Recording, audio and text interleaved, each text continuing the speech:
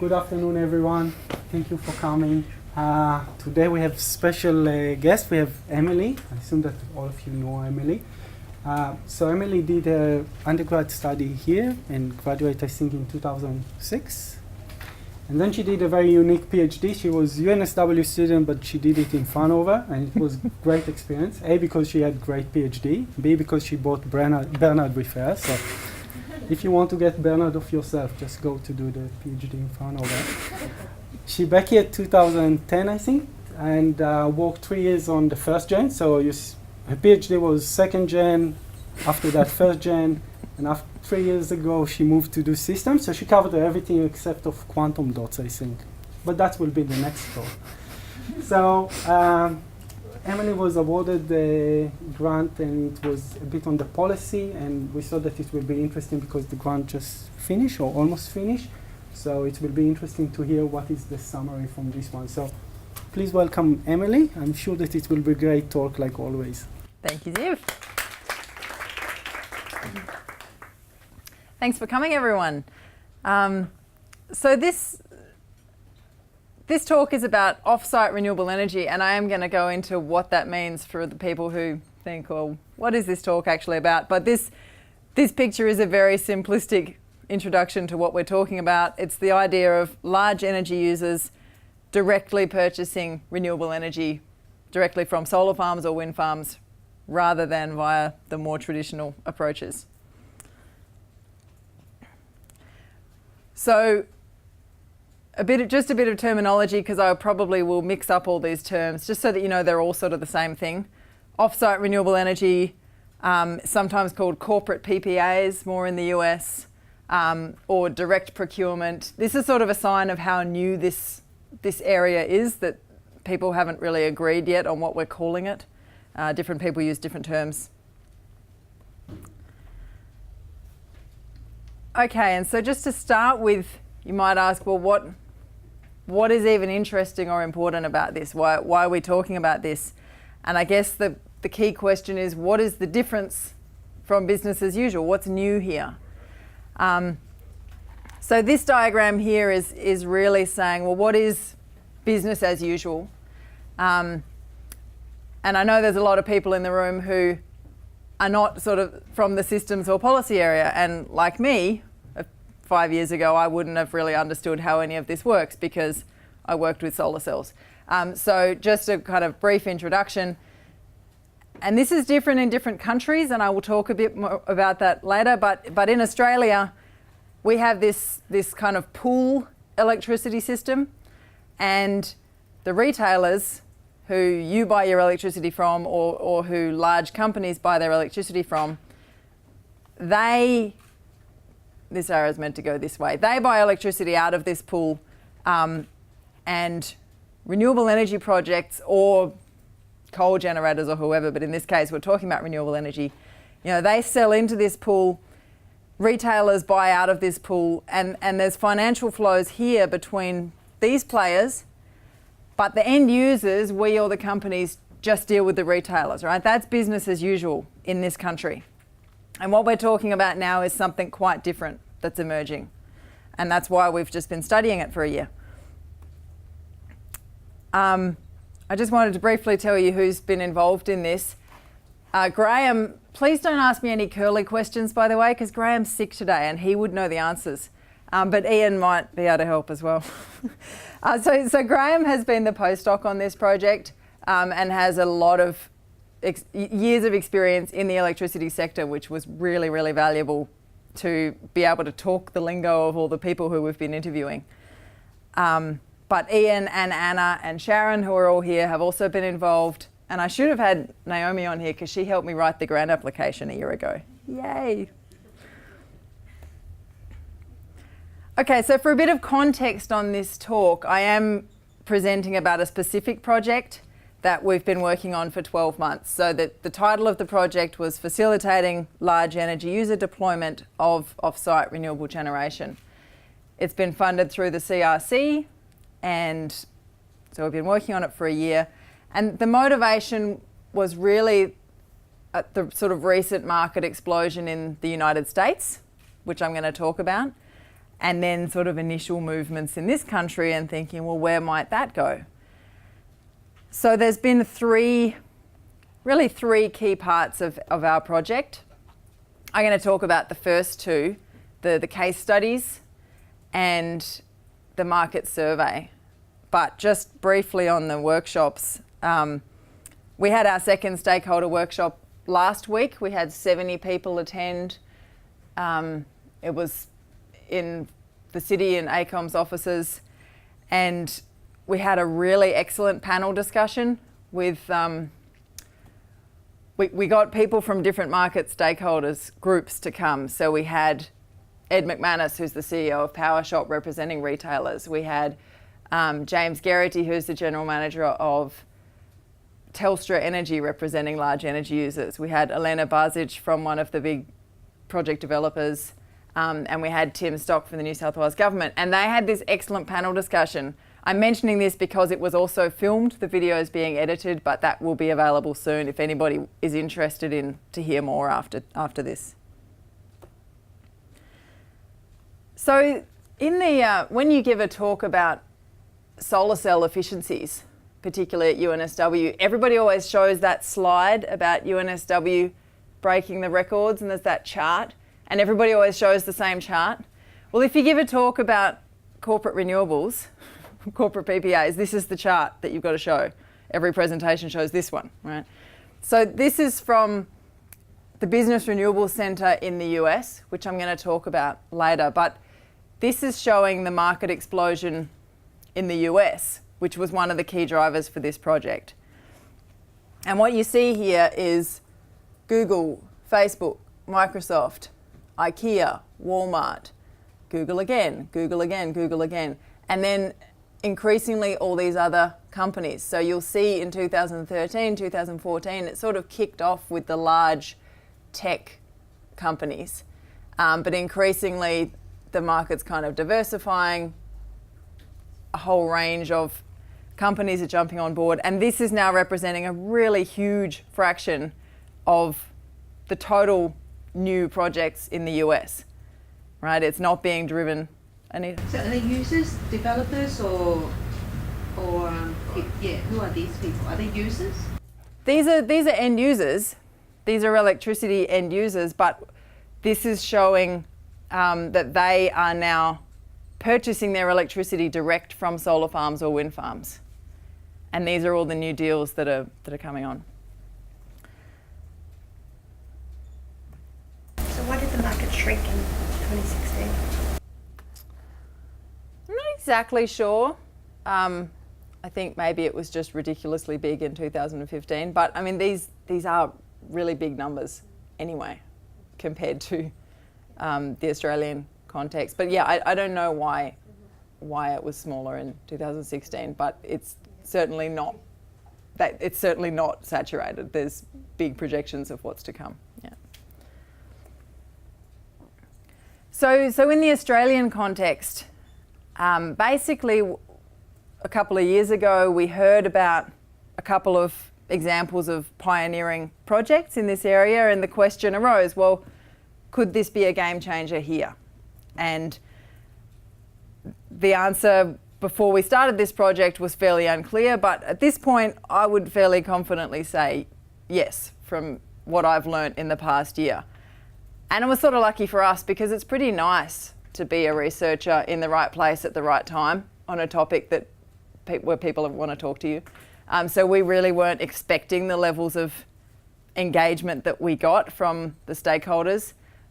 People kind of really, flying in to come to our workshops, really keen to get involved and, emailing us to ask when's our report coming out, this sort of thing. So that's been nice. So what we've been trying to do in this project, a key goal that we were focusing on was to bringing information into the public domain.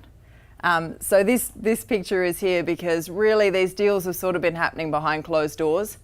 Not necessarily deliberately, just that, the companies that do this spend a lot of resources on trying to figure out how to do it, and then they have no incentive to spend any more resources on telling anyone else how they did it. So there's little learning going on from one project to the next.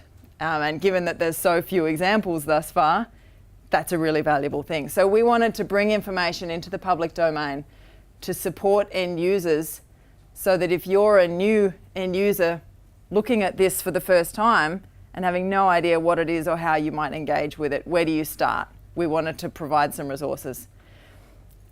And the goal of that is to try and reduce transaction costs, which I'll look at on the next slide.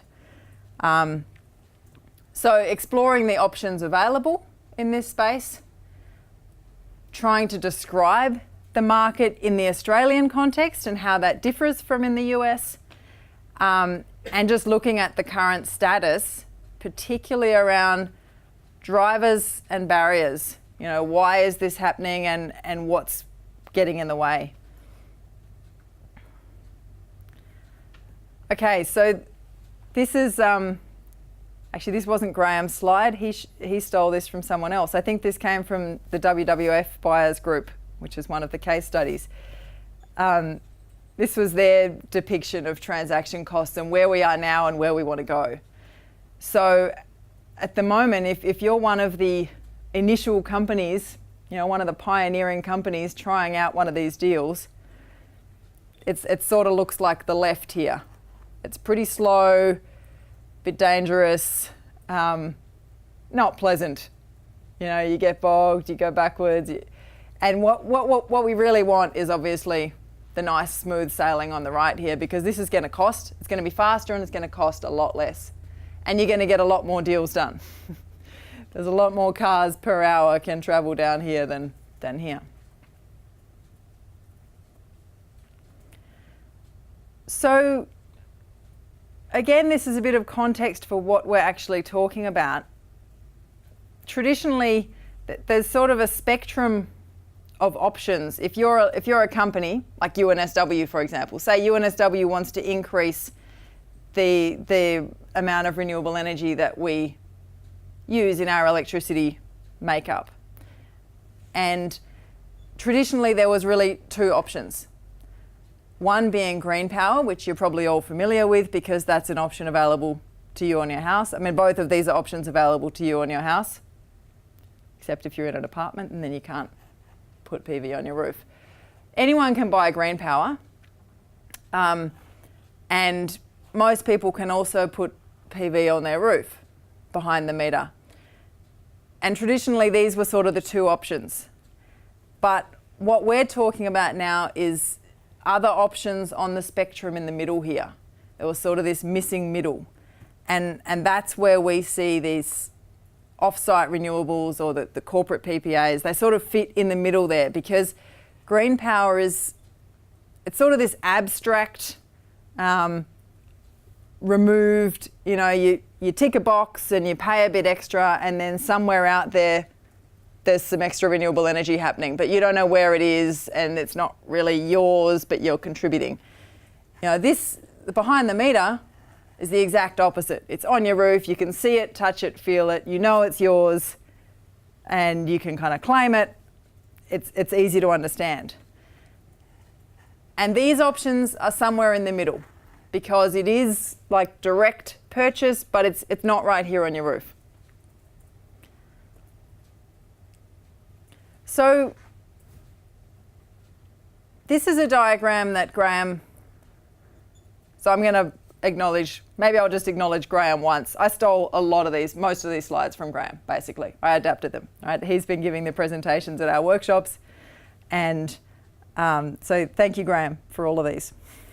So this diagram is really trying to show the different aspects of the market that we're looking at.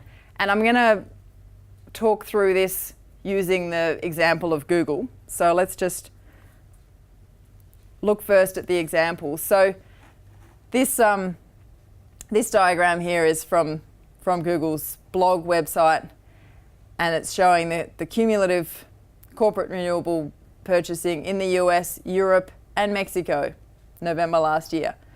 So basically Google's just trying to show off that they've done a whole lot more than anybody else thus far. But what I wanted to point out here is they've got 2.6 gigawatts contracted at the end of last year, and they're set to be 100% renewable sometime this year. And that's compared to Australia's total installed capacity of 5.4 gigawatts.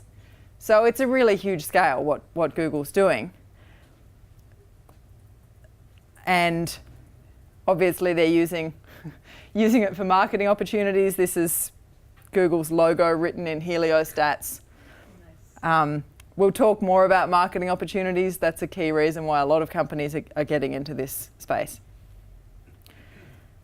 But so if we talk through this diagram using Google as an example, so really the first stage in this market is end user preferences. So Google has to ask themselves, well, what is it that we want? What are our preferences? What are we kind of going to this market looking for?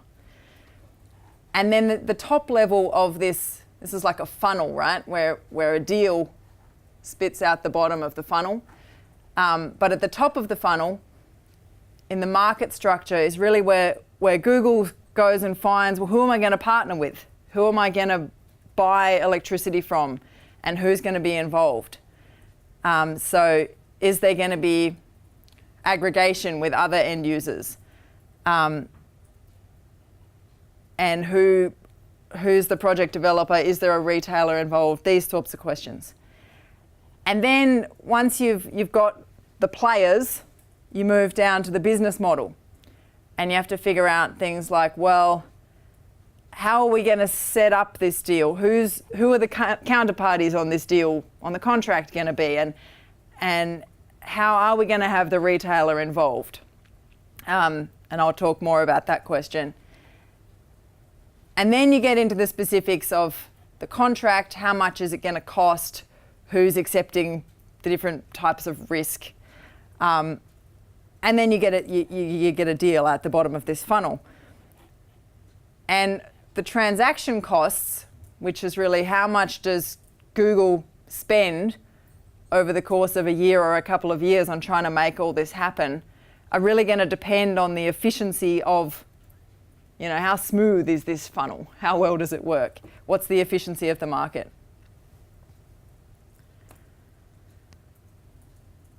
So I've mentioned some of these players. Oh, it's showing up better than on up there. That's good. So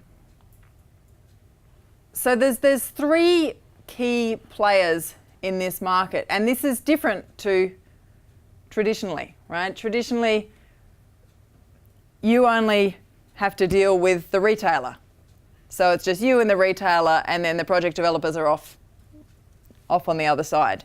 But now you've got this tripartite market. You've got three players involved, and you have to get everybody happy, which is a lot trickier. The intermediaries cloud is here because these are like consultants and lawyers and all the people who have to help end users to get this done.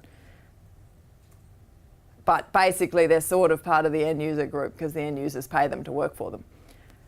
And the financiers, this is the banks, they're over here with a dotted line because you need them because they pay for the project, but they're not really involved in the negotiations because really it's these three parties trying to figure out how we're going to do this deal. And then the project developers at some point have to go and get the money from the bank. So this is really the demand side over here and the supply side over here.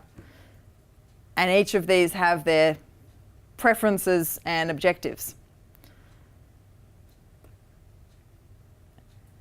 So the sweet spot is really this place where each of these parties can get their needs met. And this is where deals can happen. And I'm going to talk a bit more about that later. So what did we do in this study?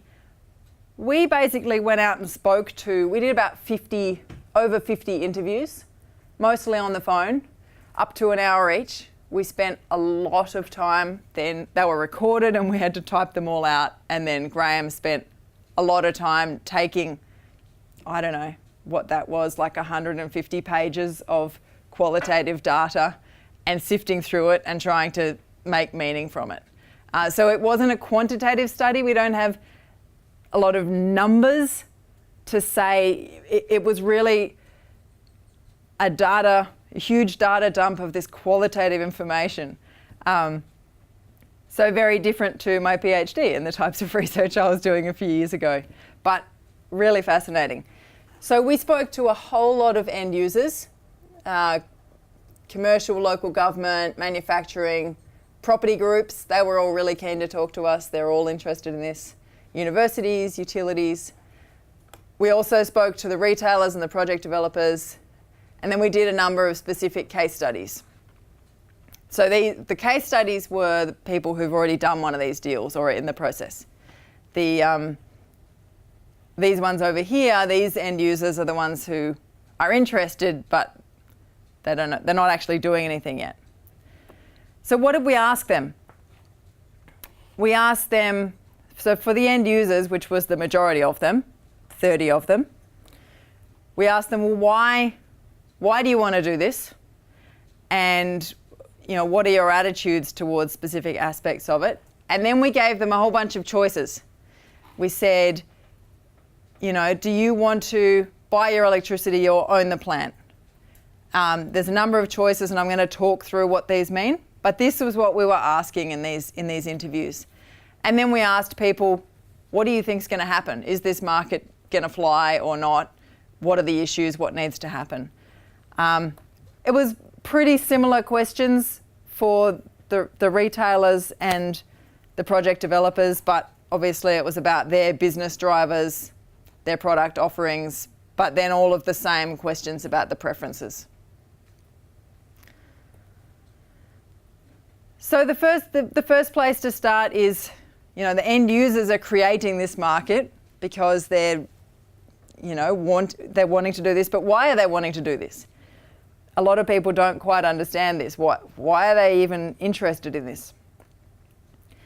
So there's sort of three types of drivers. The first question is, well, why, in general, why are they wanting to procure more renewable energy of any sort, be it green power or behind the meter? And the answers were having more control. They've got corporate sustainability targets, political community values, and the government policy vacuum was an often heard answer, like, well, they're not doing anything, so we should take over. And then, but why specifically off-site renewables? And a lot of different answers came through, but one was around cost, and specifically cost hedging. So long term, even if it's not cheaper right now, it might be cheaper over the next 20 years, so we're going to invest in this now. The marketing value, this was a huge one, and this, think of the Google heliostat thing, and the marketing value of those types of pictures.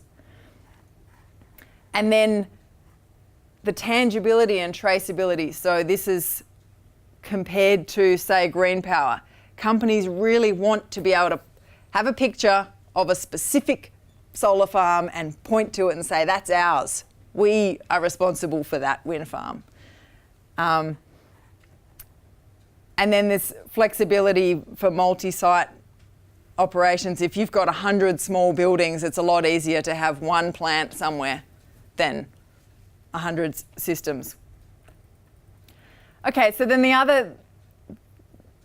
other part of that answer is, in terms of what's driving this, a key part of the answers were, well, it's better than the other options because, so if you think back to the spectrum, green power behind the meter, a lot of the answers were, well, we can't do green power because of this and we can't do behind the meter because of this. So barriers to behind the meter. primarily space. People have using a lot more electricity, but the roof's not big enough. Or, there's people saying, well, we've got the money to put the PV up, but we don't have enough money to fix the roof yet. And that's a different part of the business. It's a different separate budget, and they can't get that money for another 2 years, and we want to do it now. Things like this. Or heritage buildings. There was a lot of, particularly in councils, issues around heritage, so they can't put things on the roof. Like a whole range of issues with behind the meter. And then tenant landlord issues. Traditionally, it turns out that the leases generally don't even mention roof space because no one ever cared about it, right? And then if you're a tenant and suddenly you say, oh, by the way, we want to use the roof, but it's not in our contract, then things get complicated because then they say, oh, you want to use the roof. Oh, well, that might cost more. Or then, but the lease is only 5 years long and you want to use the asset for 20 years. And, people, they're just not interested in all this complexity. So they're like, let's go off-site. It's easier. And then you say, well, why not green power? Green power is really simple. And it is a lot simpler than the off-site deals. Why do they not want to do that? It's seen as just a much more expensive option. And the phrase we heard a lot is, it's money going out the door. It's just a premium. It's just money going out the door that we're not seeing anything additional for. And then the tangibility, traceability question. And there was also this perception over and over again that the market lacks integrity. There was a big discussion about that last week at the workshop because the New South Wales government representative on the panel happens to be the head of the Green Power program. So, interesting discussion. So whether or not it does lack integrity, that's the perception. And that's why what's driving people to do off-site deals. Okay, so it kind of boils down to this. This is a decision matrix that we came up with. And there's sort of six key questions that we ended up asking in all of these interviews. And Graham figured out that if you look at all the different options of comparing all of these questions, you'd have 192 different structures. Not all of those would be desirable, but it just shows really the diversity of the market at this point. There's nothing standard about any of these deals. So I'm going to go through each of these individually, and I want to illustrate them with case study examples. So the first question is the overall structure, the buy versus own question. Now what this is referring to is, do you just want a contract to buy electricity, or do you want to own the solar farm? Do you want to own the wind farm? And generally the answer was the former. Almost all of the companies are much more, or organisations are much more interested in just buying electricity because that's what they've always done. So that's closer to business as usual. But there are a number going down this route, including the Sunshine Coast City Council. They're in the process of building a 15 megawatt solar farm in their local government area. And IKEA around the world, including in Australia, but so far in the US and other countries, they're just rolling out. They've just decided right from the start to go down this ownership route, and they're just rolling out solar and wind farms all over the world. But as I said, that generally most people are interested in buying electricity. So examples of this is the Melbourne Renewable Energy Project, which is currently still in the tender phase, and Sydney Metro Northwest. They've changed their name. It was the Northwest Rail Link. So it's not the light rail, but the new metro out to wherever it is, the northwest. So that's going to be 100% renewable energy powered, but via contract. And so the decision around this really depends on the cost of capital. So the companies who decide to own, it's because generally they can get cheap capital to go and build these things, and they have in-house expertise to go and do this.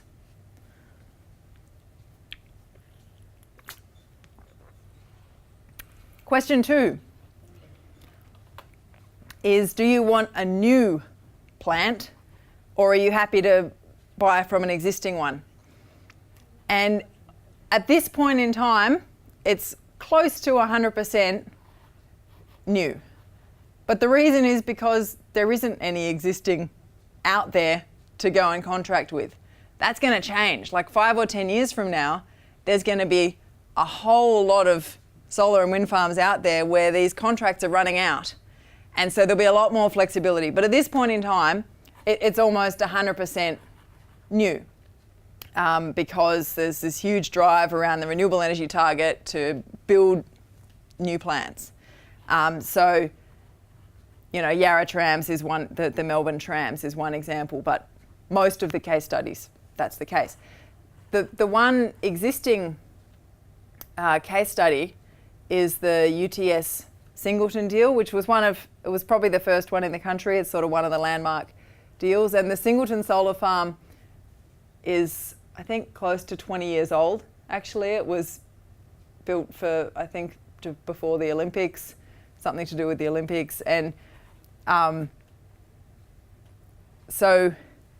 UTS managed to do a deal to buy power from the Singleton solar farm. And the reason they did that is because it was a really low risk option, right? If you're trying to underpin to get a new solar or wind farm built, then it has to be a long-term deal. It has to be pretty large scale to bring the cost down, and your risks just go up, up, up. So this was a really easy project for UTS to get done. It was because it was a fairly small scale and it was existing, so they only had to do like a 2-year contract.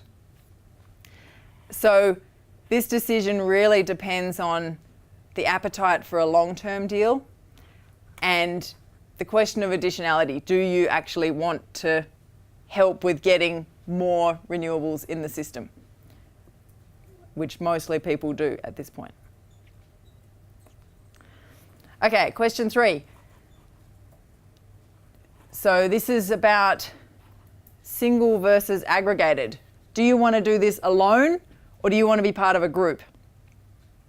And there's very mixed views on this. This is not really a most people said A or most people said B. In fact, a lot of people said bit of column A, bit of column B. You know, we might do both, or we're not sure yet. This was really a mixed answers kind of option. And so a couple of examples who are doing it on their own, Newcastle City Council but they also said, oh yeah, but in the future after this we might do an aggregated project. The Victorian State Government, obviously they're a large user, they're doing their own project. 2 aggregated projects that are out there at the moment is the Melbourne Renewable Energy Project, and this WWF buyers group is based here in Sydney. The Melbourne one is at tender stage. The WWF one is not so far along. They're getting expressions of interest. We spoke a lot to the Melbourne project, and they're kind of doing a lot of work disseminating lessons learnt, because so basically they said, look, aggregating is not a bad idea, but don't do it how we did it. Don't learn from our mistakes. They've got, I think, 14 or 15 members in their buyers group, but ranging from universities, Melbourne Zoo, small data centres, big banks, councils. They've got the whole range.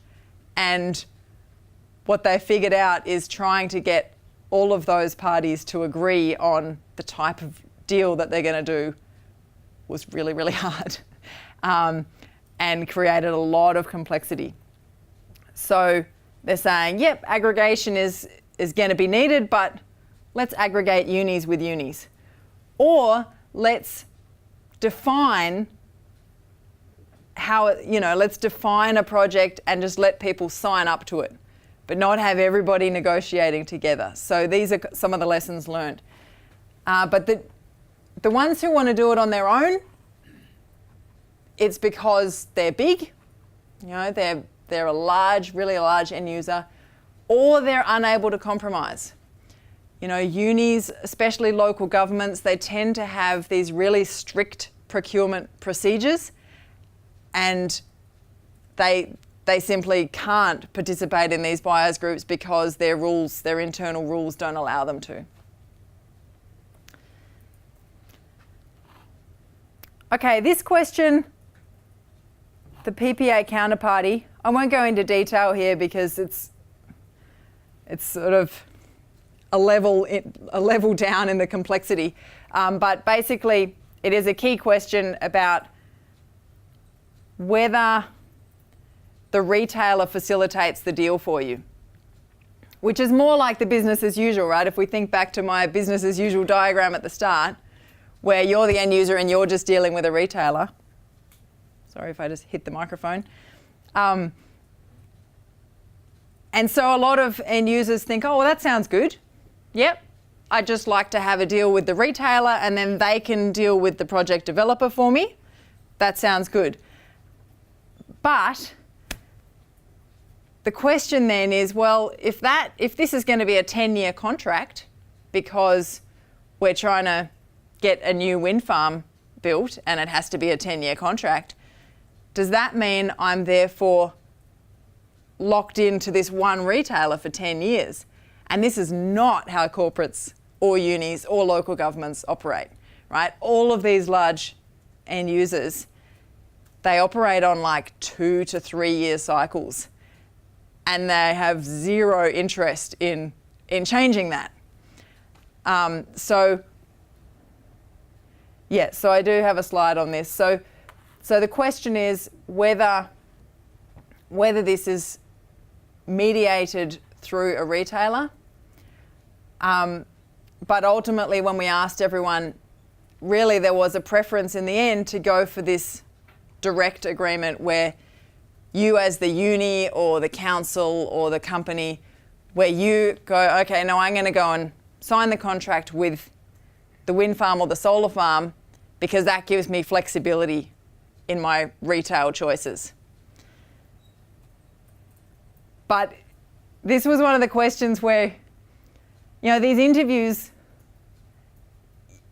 we're trying not to bias the answers, but the level of understanding in the end users was such that we had to do a lot of explaining in the course of the interviews. We'd ask the question and they'd say, oh no, we want to do this through a retailer. But then you'd sort of explain about, so does that mean that you don't mind about flexibility? Oh no, we need flexibility. So then, we sort of went backwards and forwards a bit in trying to actually figure out the answers to the questions. Okay, this is the second last question. And it's about what are you buying?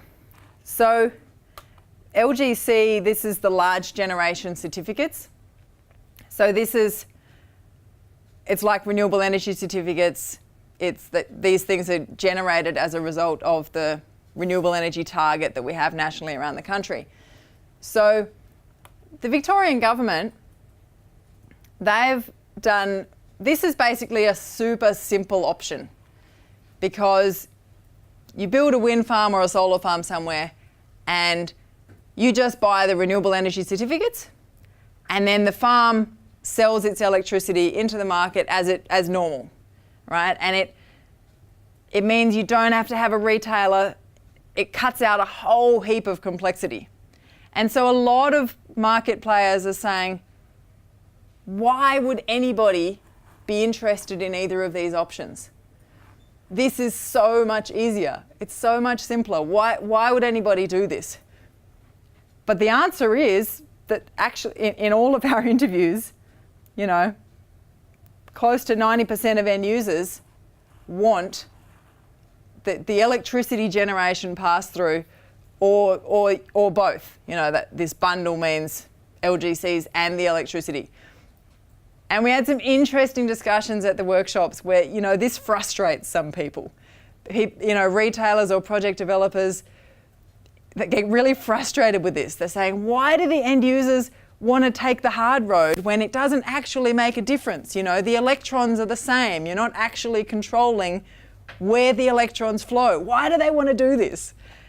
And the answer is, and it doesn't matter though, because end users are going to do what end users are going to do. And they want the marketing. They want to be able to say, we're buying our electricity from there.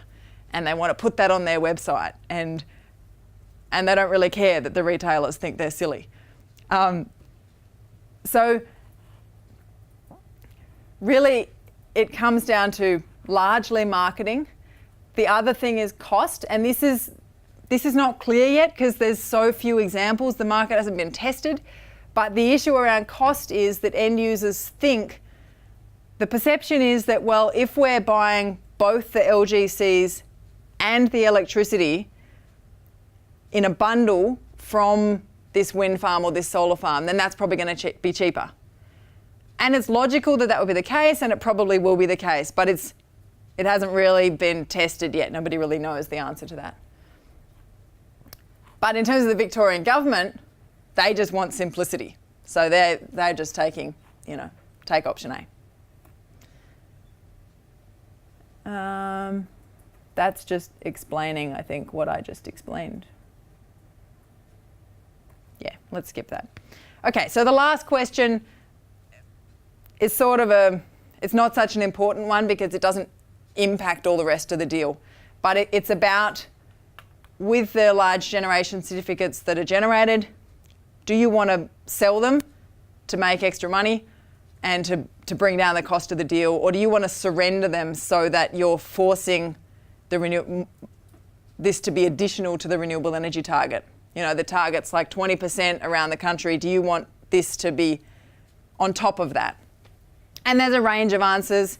The Sunshine Coast City Council said, well, we're going to sell them because we think it's most important just to be able to make these deals viable. And the cost reality for us is that it's not viable if we don't sell them, so we're going to sell them. Others, such as governments, unis, are saying, no, we're definitely going to surrender them because, you know, this is about our students or our voters caring about this issue. So it's really just, what are your drivers around cost or politics in that area? Okay, so this is an overview. To our knowledge, this table contains every single deal that has been done or is underway in the country thus far, right? So it's still not a big market. But from what we've been learning this year, there's a lot bubbling under the surface. There's a lot of companies looking into this and just not making any announcements yet.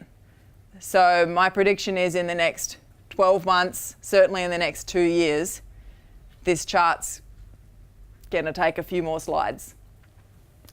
But what we're showing here is, as I said, almost all of these are wanting to just have a contract.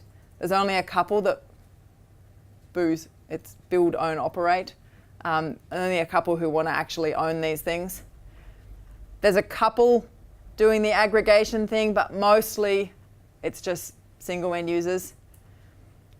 There's a mix of whether people want, sorry, I changed it on the other slide, but this term black is referring to whether you want the electricity generation or do you just want the large generation certificates. There's a mix of that. This is showing where these things are up to. So there's a couple complete, a couple just at expression of interest, and a range in between. How are we going? over the past couple of years, you could say, the drivers for these separate groups have been converging. And that's why we've now reached the tipping point, if you like, where a lot of these deals are about to start happening. And just a little bit on why or what's happening in these different groups. So the end users, there's this real tension between, there's the energy procurement people and the sustainability people. And they want different things. And it depends who has more power in the organisation perhaps, or how they can communicate. And then whatever they think, they've got to take it to management, and the management just says, no, we don't want to take any risks. So this is, the internal processes. But then when they actually try to do the deals, there's this huge issue around information asymmetry, which is where the retailers and the project developers, they understand exactly how all of this works. And the end users really have no idea, but they're trying to do a deal with them. And they don't feel like that's very fair. And then we talked about the 3-year cycles being a huge issue because it's not long enough for what the project developers want. Okay, so retailers is next. Why are retailers interested in this? Well, the answer is a lot of them aren't. The large retailers don't really care about this yet because it's such a small market. They're like, tell us when, if there were Googles and Amazons, maybe they'd care, but they said, tell us when there's hundreds of these deals ready to be done. The smaller retailers are really interested, but they don't have a big enough credit rating. So this is a key issue about which retailers can facilitate this. But as for why they would want to, it's about, market differentiation, attracting new customers, that sort of thing. But the profit margins around these contracts, I think they make most of their profits on you and I, the small residential customers, but the profit margins on these bigger deals are a lot thinner.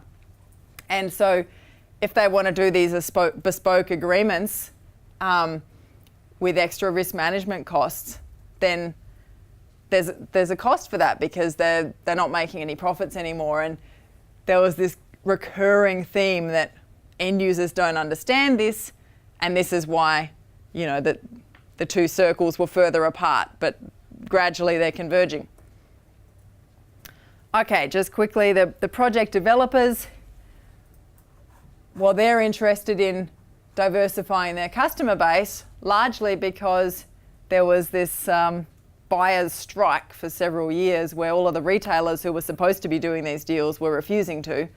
So the project developers were really happy to look elsewhere if there was end users willing to sign with them. The constraints of the project developers really are just the constraints of the financiers. The project developers have to get the banks happy to be able to build the plant. And really that's all they care about. So that means they care about the size of the project, the term of the contract, and the credit rating of the counterparty. And as long as all those things are fine, they're happy. There's a couple more details there, but we're running out of time. Okay, this is the last slide. Just a couple of points that have come out of our 12-month project in terms of looking forward and what might need to happen in this space in Australia. And a key thing is a market facilitation body. And this was not our goal of our project, right? But it turns out that we have sort of become a temporary market facilitation body in a way. Our stakeholder engagement workshops drew a big crowd of all these stakeholders because they don't have any other vehicle to meet and talk at this point in time. And so that's a sort of a key outcome is that's needed. We need some kind of independent body to facilitate that, which is not a short-term research project. And an example is the Rocky Mountains Institute Business Renewables Center in the US. They're doing a great job. We don't have anything like that in Australia, but it would be good. And another question is about whether standardisation is going to happen. At the moment, these deals are so bespoke, and they, if you think back to the muddy, boggy path versus the sunny highway, standardisation would be one route to get to the highway. But the question is it feasible? And at the workshop last week, basically people were saying, no, that's not going to happen. These deals, the end users are inherently going to have to be in control of each of these deals. And so there's a question about, well, is there a role for government to simplify the offerings, or via aggregated deals, could we try to help that standardisation to occur? So that's, some questions for future work at the moment. Thanks very much.